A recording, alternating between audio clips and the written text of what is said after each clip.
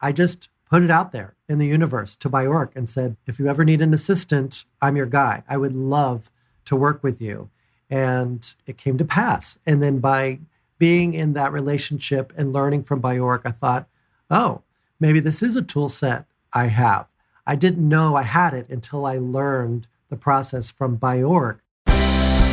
This is Arts Educators Save the World, where successful artists and their mentors talk about how arts education transformed their lives.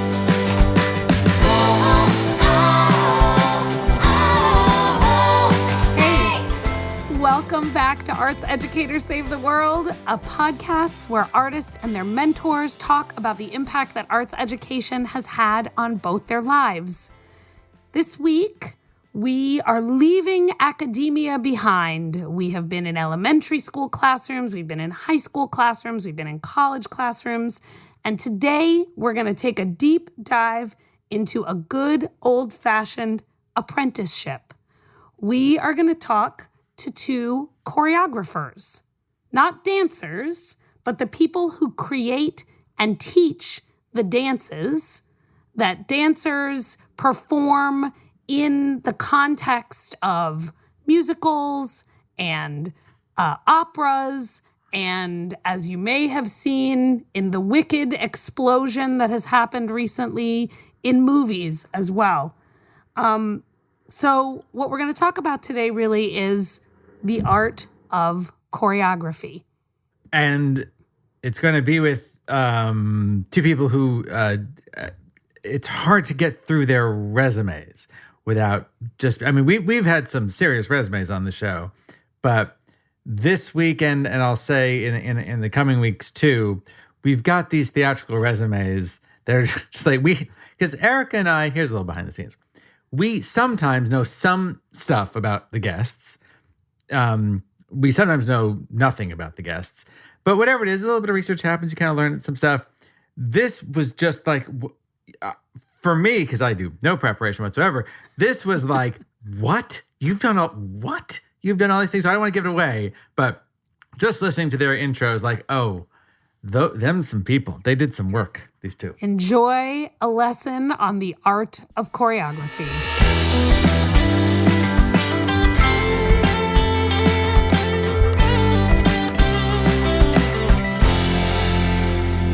Friends, it is an honor to introduce multi-hyphenate artist Parker Esse.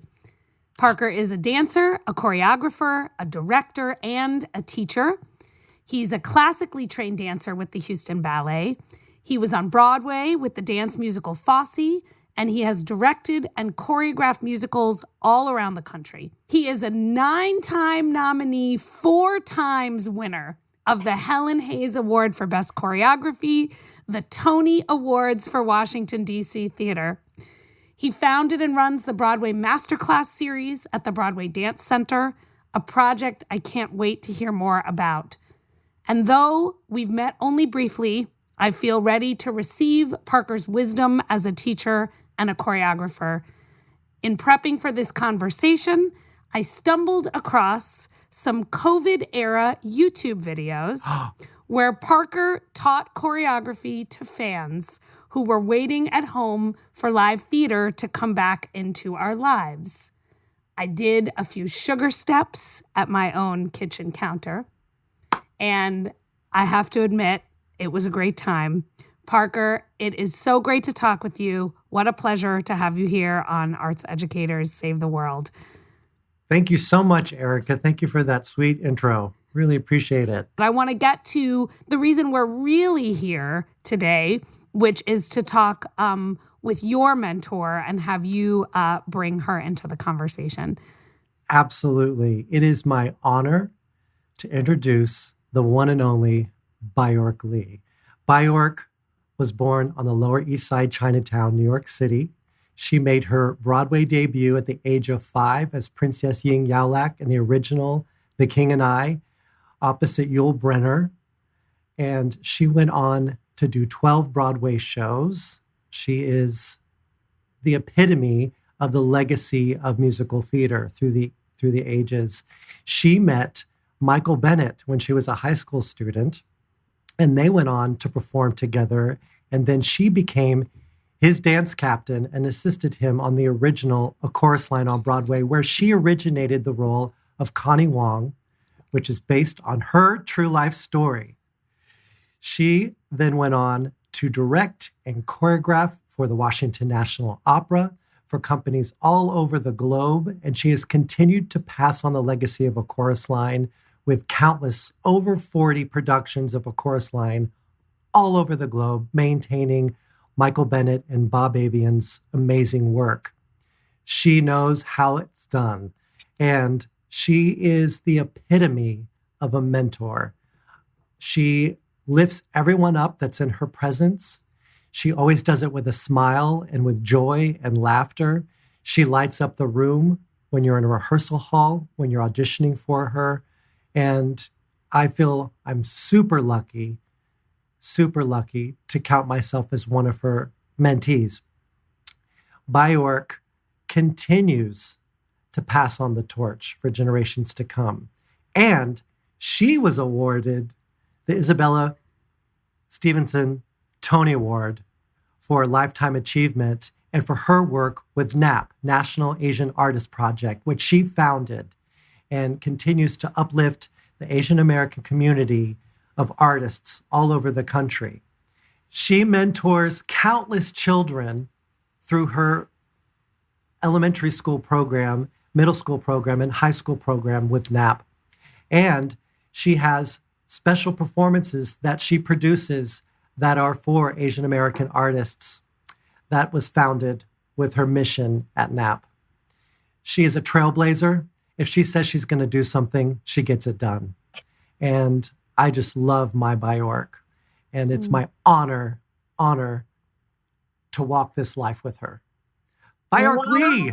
Wow, Parker. Thank you. It's an honor for me to be here and also to be with you and to see you grow. I call it my babies. My babies have grown up, and I shoo them out of the house and say, go ahead and do it. I've given you the foundation. I've given you the tools.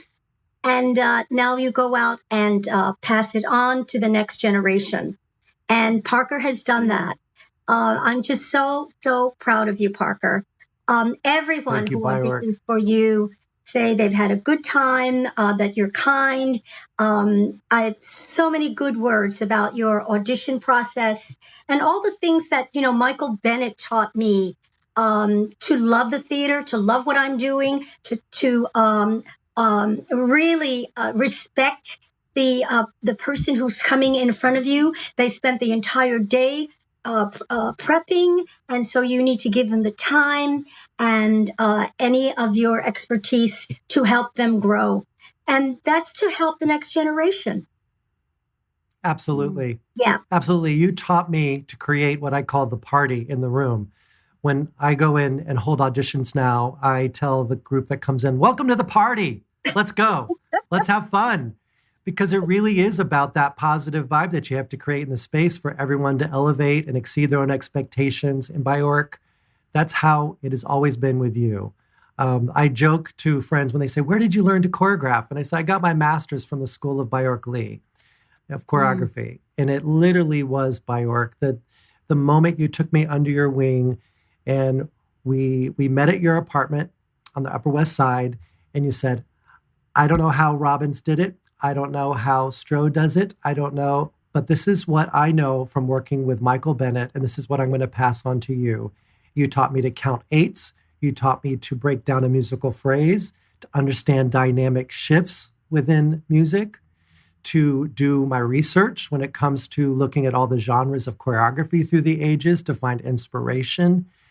All of it is because of you, Baayork. And to this day, I still count my eights. I still put them down on paper.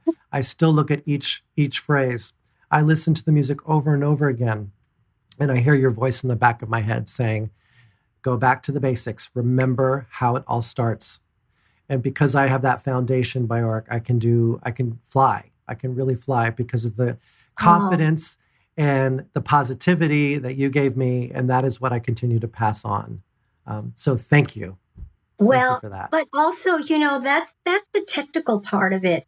The other part of it is, how do I know that you're the person? How do I select that person? And usually you come in and you audition for me, and then you dance, and and I hire you. But then there's something that I am looking for: organizational skills, how fast you can pick up the combination, um, and your integrating with the company, and there's so many things that I'm looking for before I even get to getting you to my apartment. And the other thing is, after you get there and we start and you are assisting me in a show, I give you a voice. And that's what Michael Bennett gave me, a voice that in a uh, audition process with the producers. Michael Bennett always included me, and I always do that with my assistants. I give them a voice so that they know that I have their back, but I also want to pick their brain so that they start using their creative juices. And those are so important. I just remember us at Arena Stage, and I say, Parker, go down and set that. And you go, we had been working with it all day the night before. I knew exactly. And I just said, you do it now. You do it. And he went, oh, okay. And Yeah, you that's pushed me. very, very important, that I give you the opportunity to do what you've been trained to do. And that's what Michael You Bennett did did it. for me. Absolutely. So we've had dancers on this show before, but we have never had choreographers. And so I'm hoping that we can ask the two of you to tell our audience a little bit more about the art of choreography and a little bit more about what it is a choreographer does. Is it an extension of being a dancer? Is it an extension of being a director? So say a little bit about the art of choreography. What is choreography?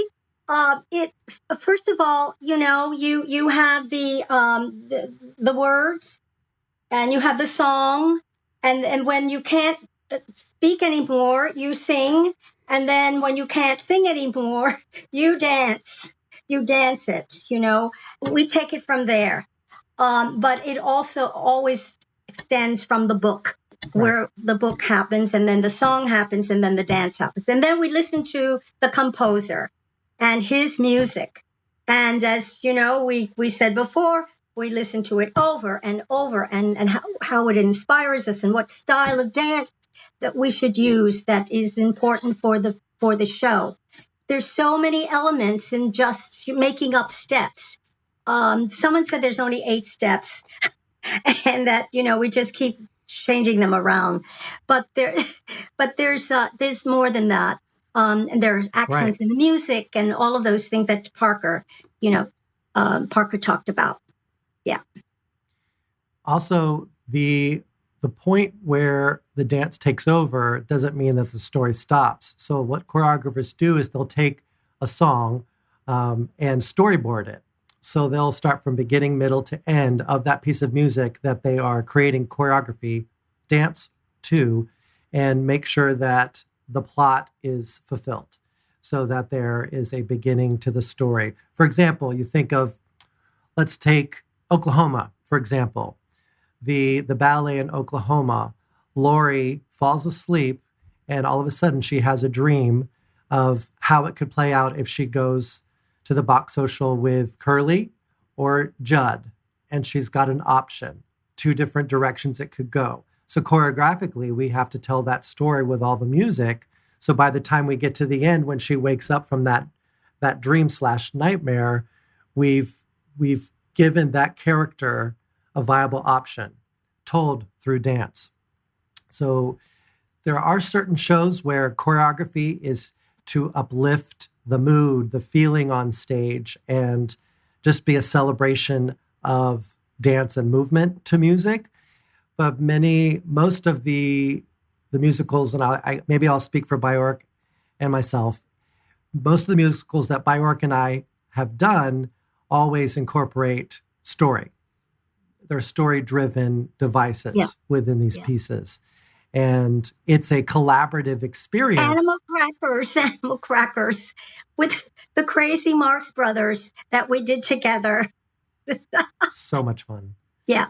That was Yeah. my first show with Baayork, and I was in the ensemble, and I watched Baayork working with her assistant and dance captain, and I was captivated by that collaboration and the way they worked together and the way they responded to direction from the director and how they collaborated with the lighting designer, the costume designer, the sound designer, the musical director.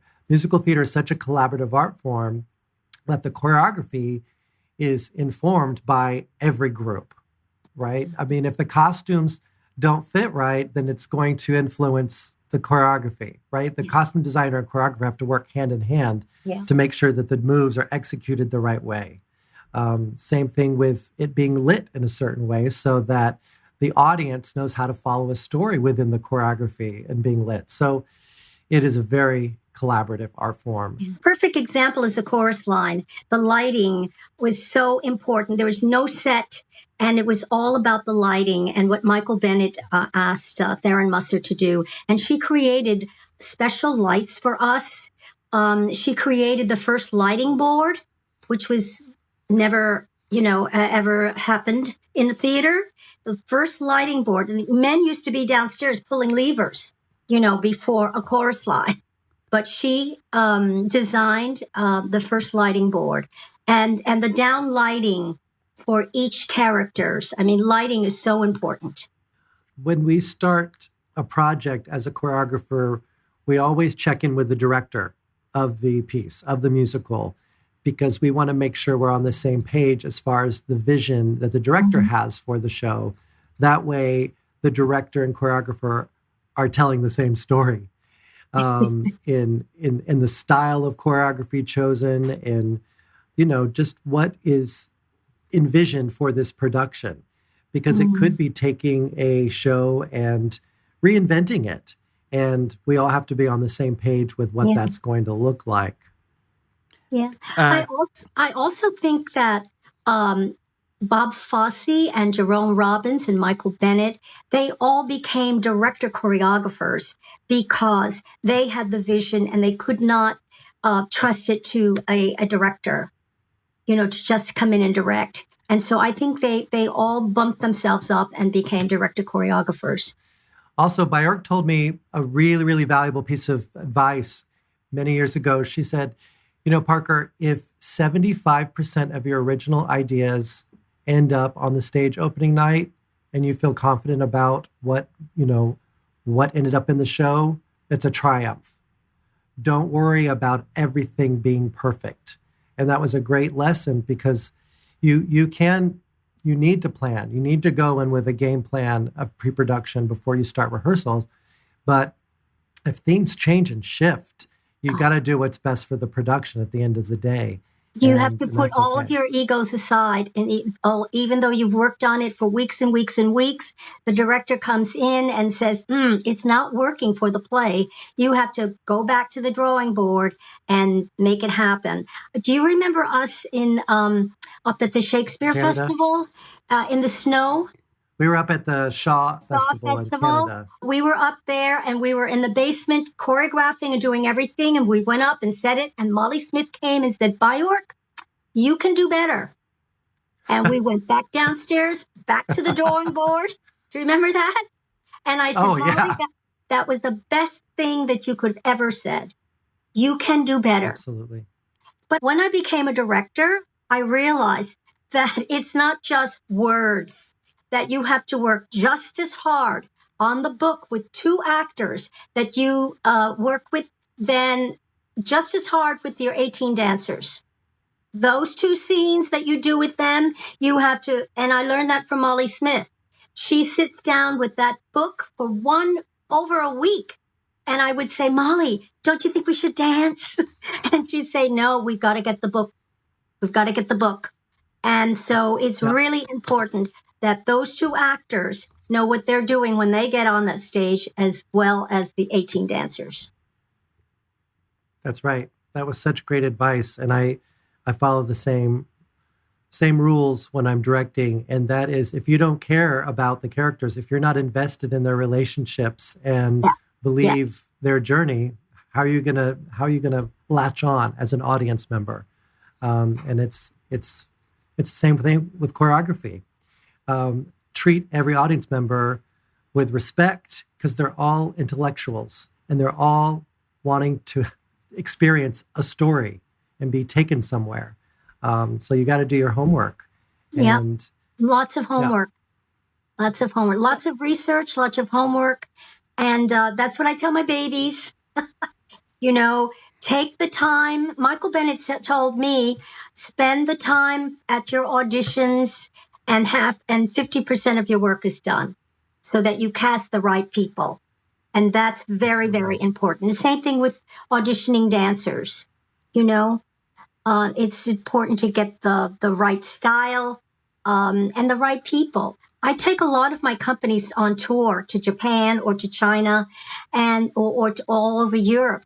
And I make phone calls because I also want a company that can get along. And that's important, very, very important. So I make phone calls. I hear, oh, trouble, trouble, trouble, and you can be the best, but I will not hire you because I Agreed. need a company that can work together.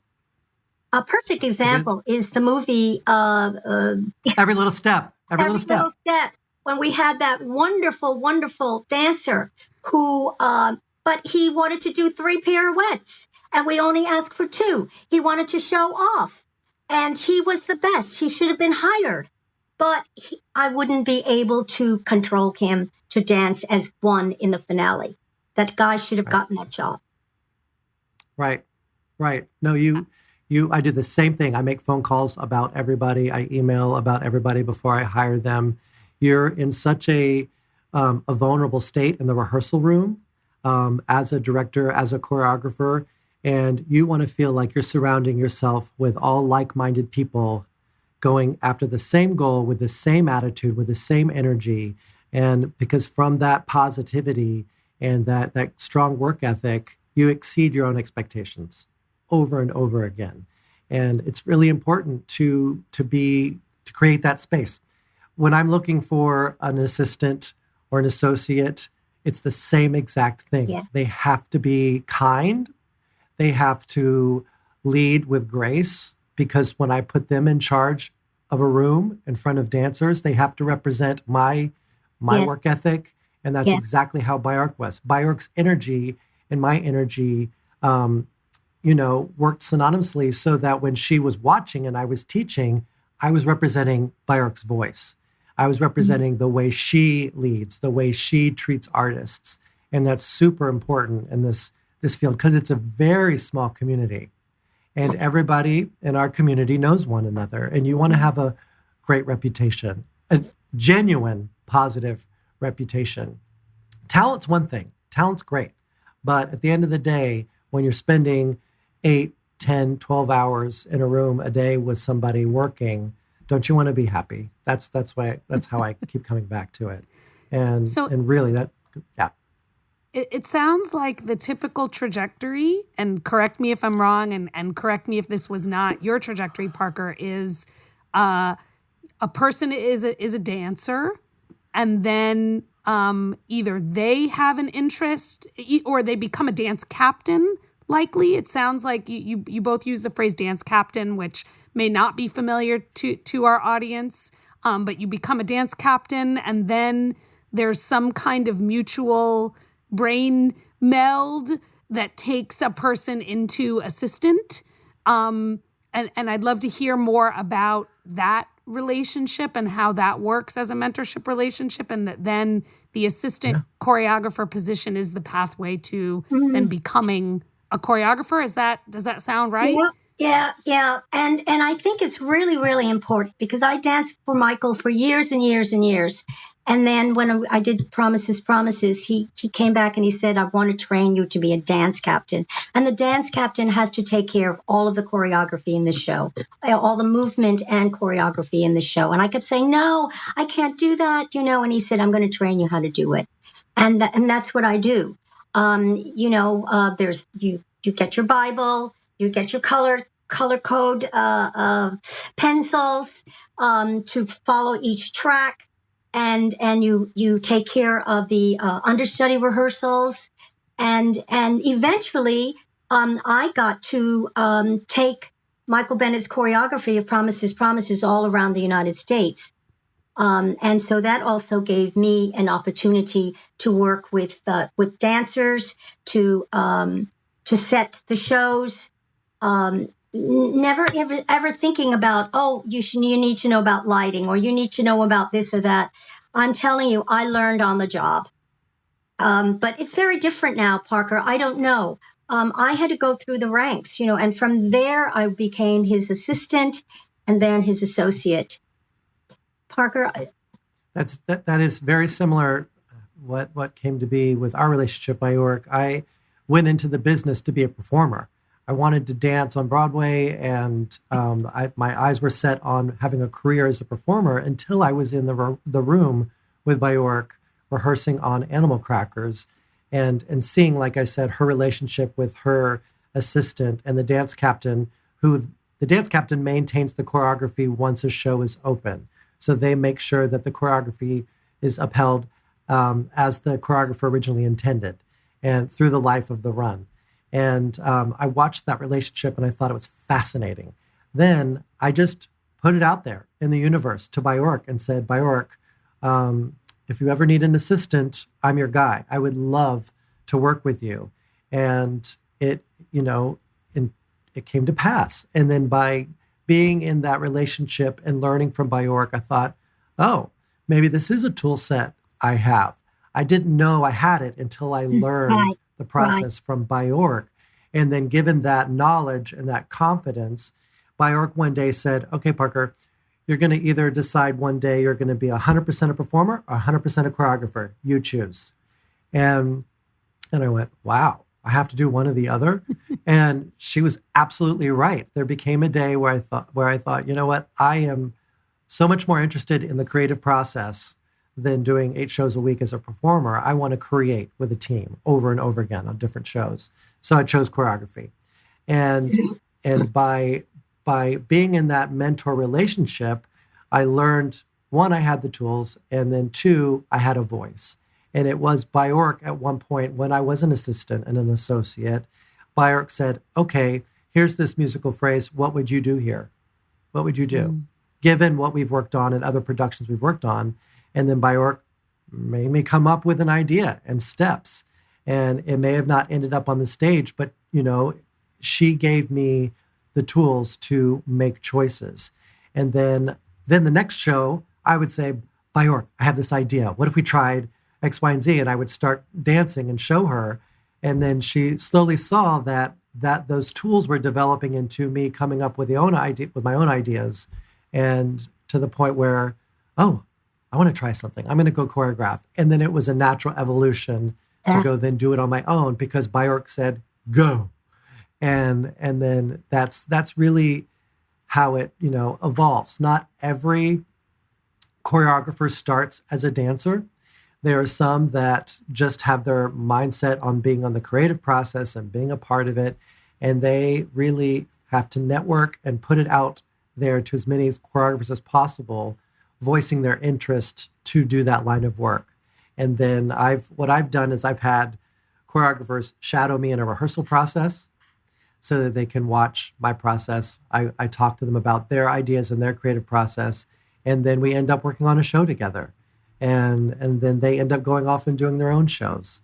So it's very different depending on the background, where you come from. Mm-hmm. But just to echo what Baayork said about a choreographer, a natural progression sometimes from choreography is going into director choreographer.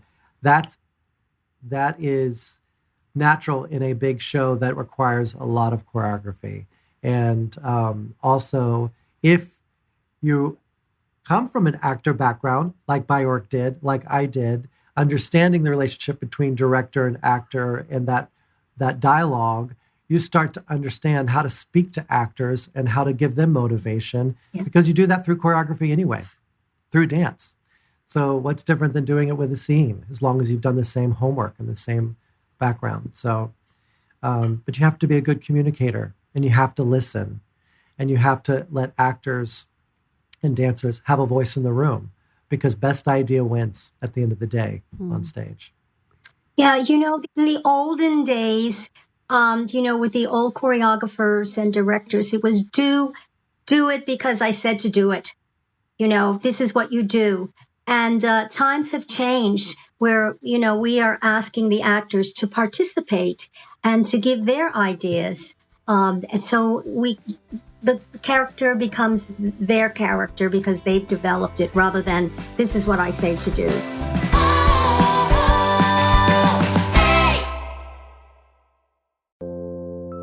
My name is Graham Isidore. I have a progressive eye disease called keratoconus. Admitting I'm losing my vision has been hard, but explaining it to other people has been harder. Lately, I've been trying to talk about it. Short-sighted is an attempt to explain what vision loss feels like by exploring how it sounds. By sharing my story, we get into all the things you don't see about hidden disabilities. Short-sighted from CBC's Personally, available now.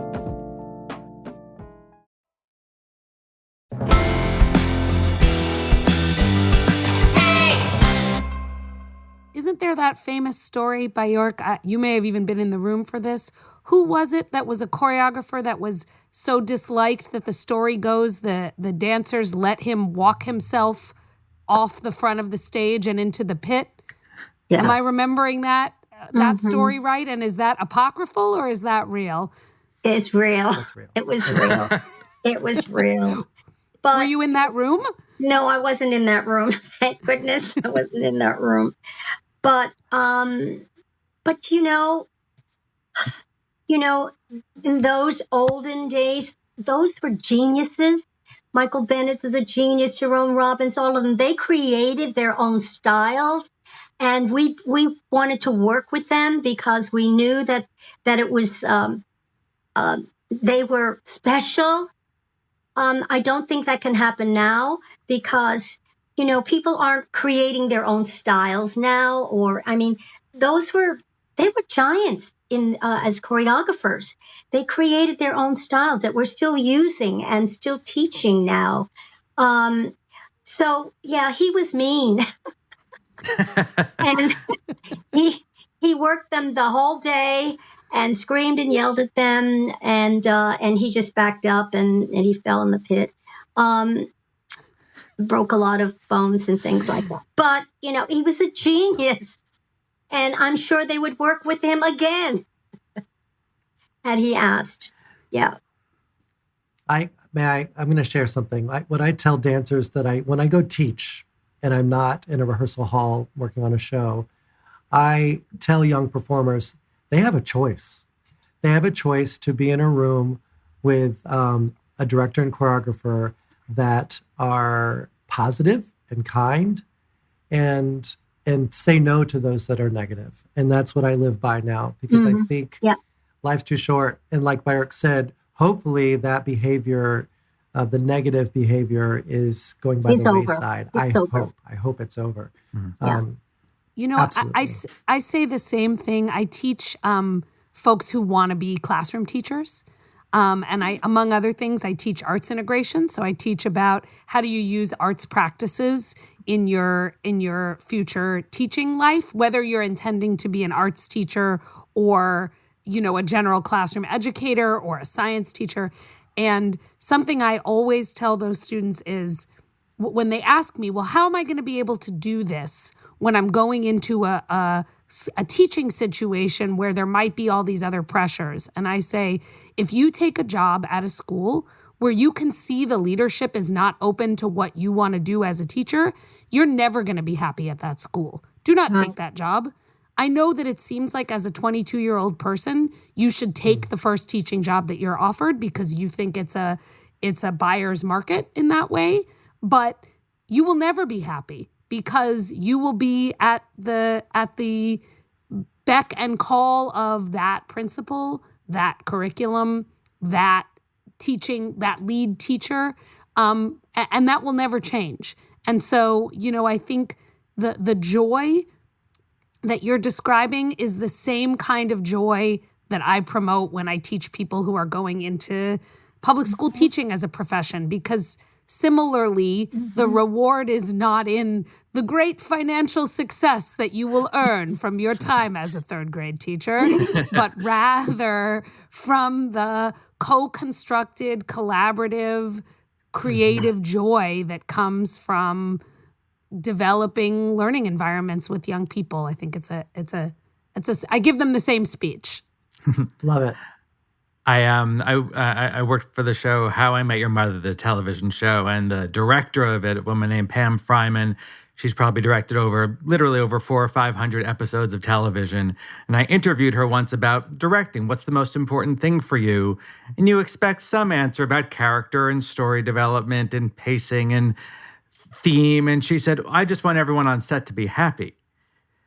And, for someone who has to run a set of 100 people, that's quite a job, but it really shows. It obviously shows in the work, right? It doesn't just show in your daily life having to live on that set, but in what you create that obviously shows up as well, if it starts like that at the top. I actually want to ask Erica a question. This podcast is born of her work and her book, which talks about, again, as she was saying, arts practices for arts teachers, but really for any kind. And look, there's the book for you listening at home. Erica is showing her book, How the Arts Can Save Education, available now where all fine books are sold.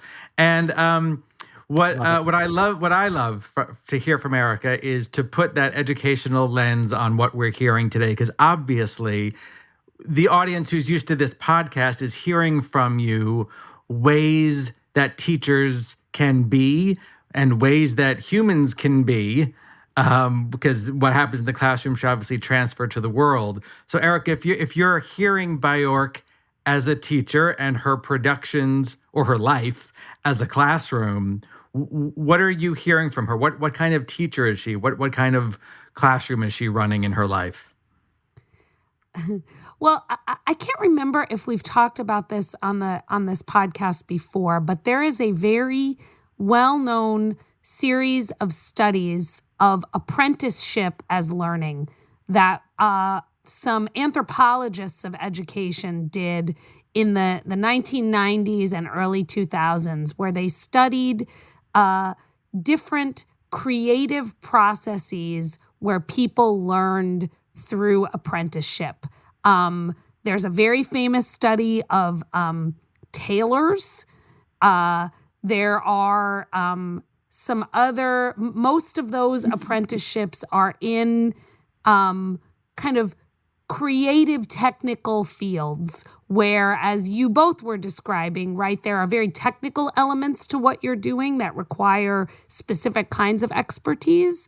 And then there's also these more creative aspects of how do you build a rehearsal room and how do you become a sort of adaptive creative type. And there's this concept that they describe in their analysis that they call legitimate peripheral participation, which the idea of which is that any apprentice begins with tasks that need to be completed. They're central to the work, but they are contained to a particular element of the creative process that if it takes more time or if it doesn't work the way an expert might do it, the process can still go on. Mm-hmm. So, for example, right, this notion of a dance captain as quote unquote setting a show, which I would love to hear a little bit more about, but that sounds like a show cannot go on without a dance captain setting a show.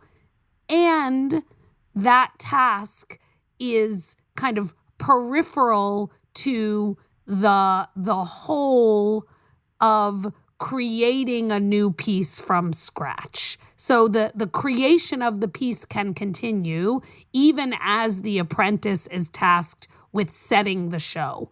And that apprenticeship grows and moves from peripheral to central participation as the teaching experience goes on.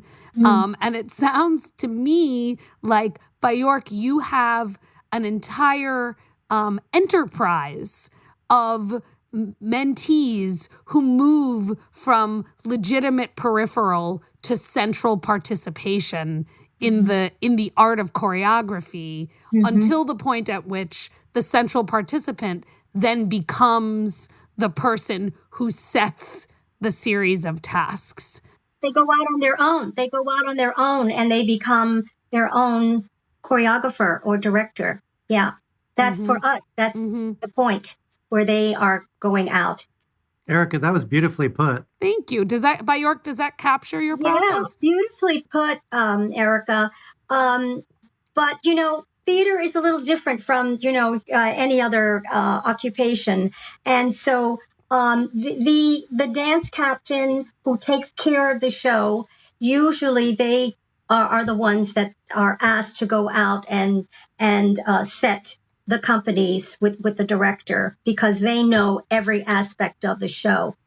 But not always. Not always.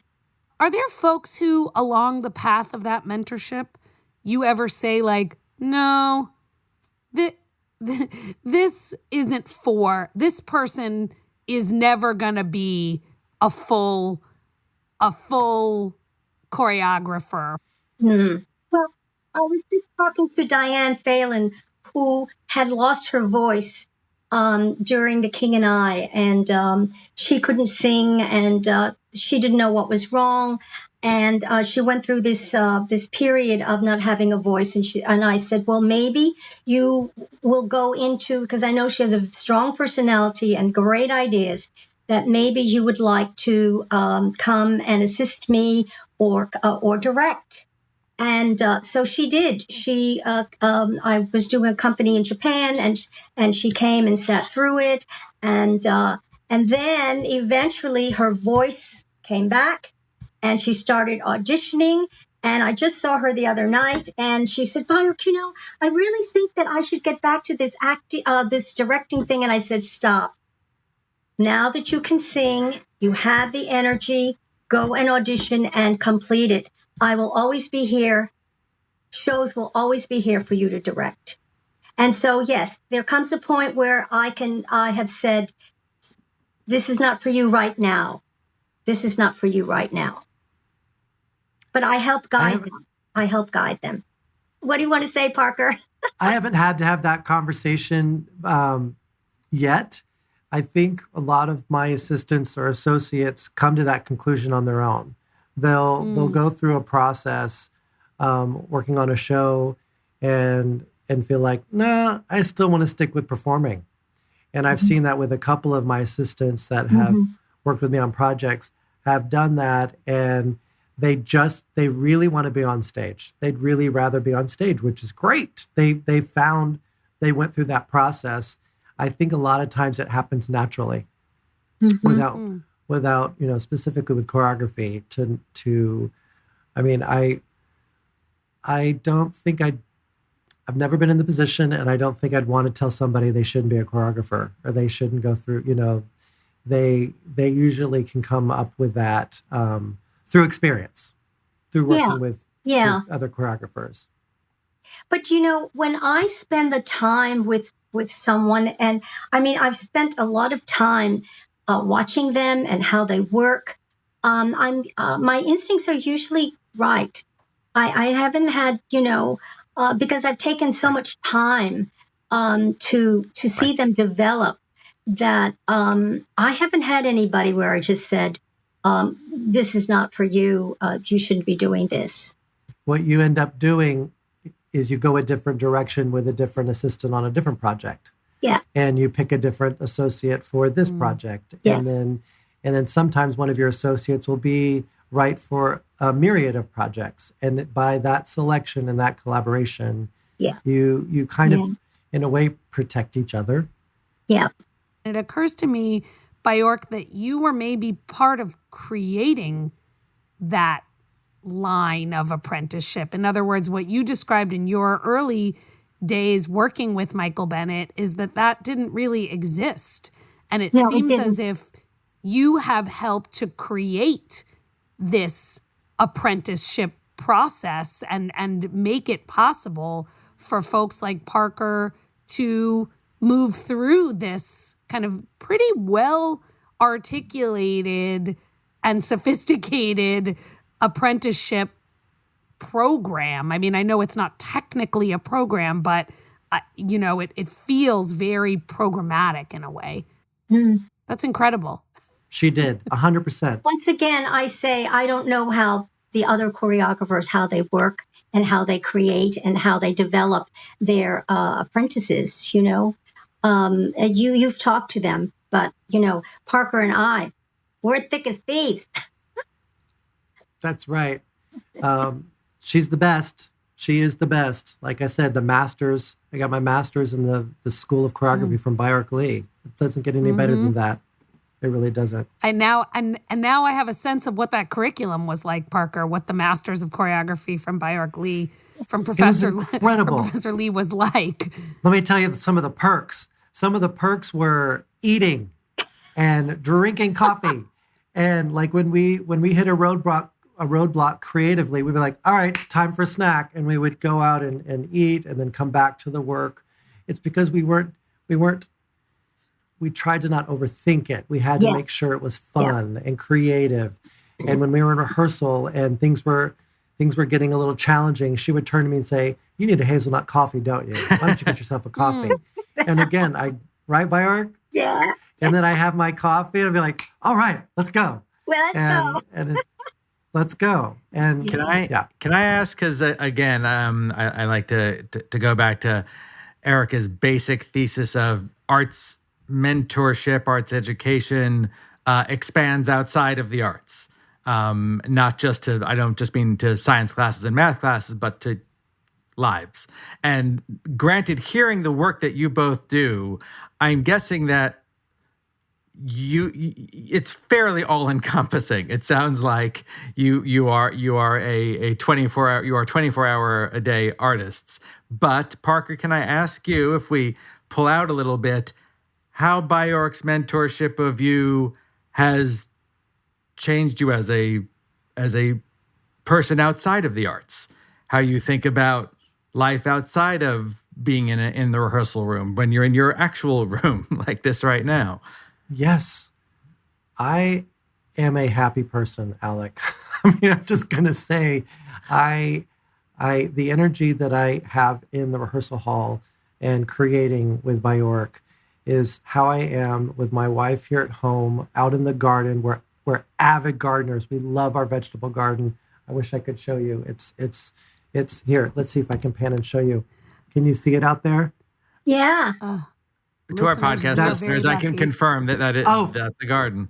That is a garden. We have a garden, and when I go out and I talk to my vegetables, and I tell them how good they look, and I dance around around the flower beds, and the way it has affected me and the arts have affected me is by trying to spread that joy anywhere I am. My wife and I have a 26-year-old filmmaker in grad school in LA at USC.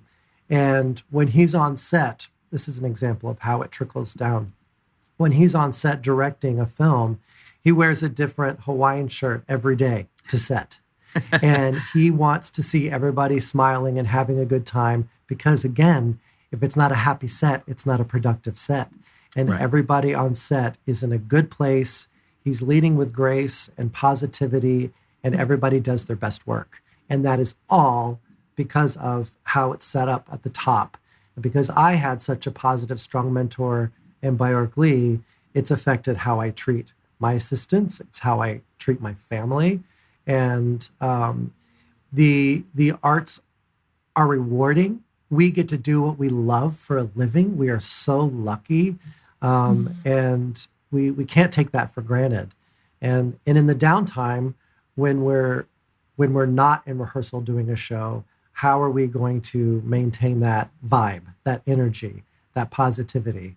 And it's through taking that same energy and work ethic into a dance class when we're teaching, or talking to other artists when we're together at an opening night of a show, and how we communicate and spread that joy of what we love to do. Because it's all about passing it on at the end of the day. It really is. I recently mentored a choreographer through Dance Lab New York, and I got to watch their process creating a piece. And it was fascinating to watch their brain work and to know when to chime in and to know when to just observe and support. That was another lesson I learned from Baayork, is Baayork would watch me working, and I'm sure she already had 10 notes, 10 ideas, 10 things to say to me, but she allowed me to have a process.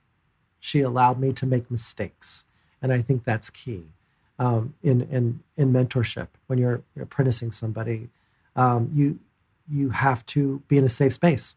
So in an audition room or in a classroom where we're teaching, those dancers are not expected to be perfect. They have to, I tell people, celebrate where you are in your process. Wherever you are in your process is a victory. And don't be afraid to fail, because failing is your first attempt in learning, FAIL. And that's a positive thing. And you have to see it as an opportunity for growth and just enjoy the ride, because that's what we're all doing. We're all still learning. As we've been talking, I've been working on a definition of choreography as an art form based on what you all said. And I want to try it out as a kind of concluding statement. So I wrote, choreography is embodied collaborative storytelling. And I wanted to see if that resonates. It's that is what I took from both of your stories of how you see yourselves as artists and professionals. And that's kind of where I wanted to land and wrap up with today. Yes, that's who we are. That's so smart, Erica. You've done it again. Well, thanks. I usually in these conversations, I have a series of questions that I sort of use to generally guide the conversation. I think this is the first time we've had one of these conversations where I literally needed no questions other than, can you tell people what choreography is? Erica, look, you did your pre-production, then you got into the room, and you saw I got the right people in the room. Right, you saw who your cast was, and you sometimes if only 75% of your plans go. I mean, it's a success. Where can listeners see your work in the near future? In 2025, where can folks see your work? Parker, where can folks see your work in 2025? I'm directing and choreographing a production of Cats. Now and forever? Now and forever, but it's got a different spin on it. I'm doing it in Fort Worth, Texas at Casa Manana, and it's set in the Fort Worth stockyards. So it has a Western theme and all cats inspired by country Western stars. It's going to be fun. And I'm originally from Houston, so that it's a chance for me to throw my cowboy boots back on to choreograph that show. I'm really looking forward to it. And then I am choreographing a chorus line at good speed. Oh, you are going to do it. Baayork, where can listeners see your work in 2025? Well, 2025 is our 50th anniversary of A Chorus Line. And I'm hoping to do something big with the Public Theater. But I also have my National Asian Artist Project. And so I've kind of turned a lot of things down in 2025. But I know that I am going to be directing a fundraiser down in Atlanta for City Springs in February. I have a huge gala for my company for the 50th anniversary, and we are celebrating Connies. So I'm going to try to get as many Connies together and for us to perform at this gala so we can raise money for my company. And we have a Discover series, Discover New Musicals, and that's in June. And we ask any new composer writers to send us their scripts, and then I produce it. I produce four of their shows with Asian directors and Asian actors. And then come December or October, I'm hoping to do a big musical. So we'll see what it is. Did you just start off by saying you're not doing that much in 2025? And then Not much. seems busy. That is Baayork. Small things. This was an amazing conversation. I am so thrilled that you both made the time to come and chat with us. And I'm really excited for listeners to be part of this little community that we built here, especially because, as I said, we've talked to dancers before, but not to choreographers. And I think folks are really going to learn a lot from understanding what embodied collaborative storytelling is and means, and how the folks that do that really are transformative artists and educators. So thank you both so much. Thank you. Just have to say, I am so proud of Parker. And we were at Arena Stage together, and I went off to do the Broadway revival, and I couldn't continue to be with Arena Stage. And Parker, you were ready. I said, Molly, take them away. And you've done 15 shows for them, correct? 15? Mm-hmm. Yeah. Yes. Yes. And I am so proud of Parker. I cannot tell you. Thank you, Baayork. You are the best. You're the best. Mwah.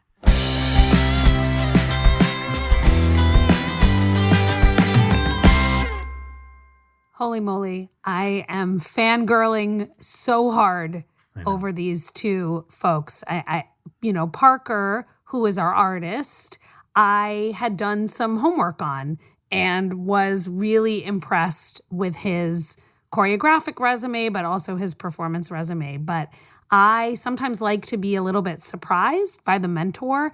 And so I knew who Baayork was because I am a musical theater nerd. So I knew about some of her history with A Chorus Line. I did not know about The King and I, and that she had been the little girl in The King and I. I mean, come on.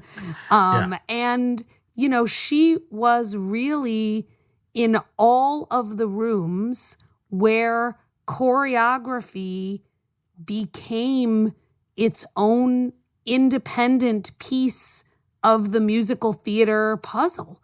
And she has created this whole now generation of choreographers like Parker who are engaged in this tradition of choreography as, not a supplement to a musical, but a key piece of what it is. Yeah, and I mentioned briefly on the show this production of American Idiot that happened here in Los Angeles with Deaf West Theater and the Center Theater Group. And watching the choreographer through that process, I guess I had never been through a full theatrical process, maybe once before with a choreographer. But in that show, every scene is a dance, right? And so, yeah, the responsibility is just awesome that you can't think of it as, well, you're going to do these steps here. I mean, you are absolutely telling, or not telling, but hopefully you're telling the director's story, the troupe's story through your choreography. Yeah, the how integral a part it was on display for me, and it was great to hear about it from them. But also, I did not know her name, and it's just, if I were to ask an average person, name a musical, Chorus Line, very good chance the answer will be A Chorus Line. And of all ones, like, oh, she does, and seems to be carrying its tradition forward. She wasn't just in it and then left it. It's a part of who she is, and she's a part of it forever. Yeah, she seems to be the keeper of the keys for that musical, which, is a dance musical. I thought the most, and I'm going to paraphrase a little bit here, but I thought the most incredible thing that she said was, when we asked kind of what is choreography, that she said, well, when you can't act, you sing. And when you can't sing, hold on. dance. When you can't act it, now that you're not an actor. When you can't act it, you sing it. When you can't sing it, you dance it. That was great. I thought that was so moving to me as an artist, and seeing the relationship between Baayork and Parker and how much that lives in both of their bloodstreams was really just a remarkable mind meld and exchange of ideas. Well, it's a good thing I can always act it, because you would not want to hear me sing it or see me dance it. Or you pass it off to whomever can. Yes. Or you become a director and you don't do any of it. Or dance it. I guess one other quick thing I'll say before we get to our three things is, we talked some in the podcast about apprenticeship and about this notion of legitimate peripheral participation and moving to central participation. And I wanted to just highlight how that is really only made possible in these kinds of learning environments that are situated within real practice, right? Because there is something that has to be done. And the learning, it's not secondary to the thing that has to be accomplished, but it's so thoroughly interwoven that you can't even really separate the learning from the doing. And they had such an articulate sharing of what that looks like in choreographic practice that I just thought this learning about how apprenticeship really works as a form of education was really on display in their conversation. Well, it makes me think of a question to ask you, if that's okay. Yes, absolutely. So this one is more of a rapid fire, because it's really going to only total require 6 words from you, I think. 3 sets of 2 words each. Okay, so if you can't act it, you sing it. If you can't sing it, you dance it. If you can't dance it, you shout it. If you can't shout it, you cry it. If you can't cry it, you sigh it. 3 things. That really went down. I know. From excitement to sadness. That's okay. Alec, what are 3 ways that our friends and fans and family can be involved with our show? I'm just making up words. Slam, I think is what the kids say. Slam that follow button to make sure that you're not just listening to this episode, but you're subscribing, you're following, whatever it's called on your podcast app, so they come automatically into your feed every week. 1. Rate us. Give us a great rating, period, because it helps. 2. And review us, because that also helps, but also we love reading the reviews. We read every single one of them, I promise you, and it helps the show, but it helps us to know what it is that you love, that you want more of. 3 things. Onward together. Arts Educators Save the World is hosted by Erica Rosenfeld Halverson and produced and co-hosted by me, Alec Lev.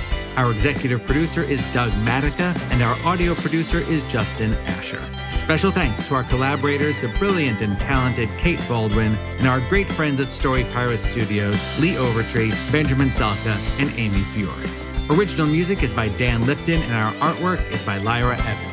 Check out our website, designed by Cole Locasio, at www.artseducatorspodcast.com. We're on Instagram at artseducatorspodcast, and you can write to us with your questions and comments at contact@artseducatorspodcast.com. You can also find us at a place called YouTube. And wherever you're listening, please remember to subscribe, rate, and review. It really helps the show. We're proud to be sponsored in part by the University of Wisconsin-Madison and the Gibb Faculty Fellowship. Arts Educators Save the World was created by Erica Rosenfeld Halverson and Alec Lev.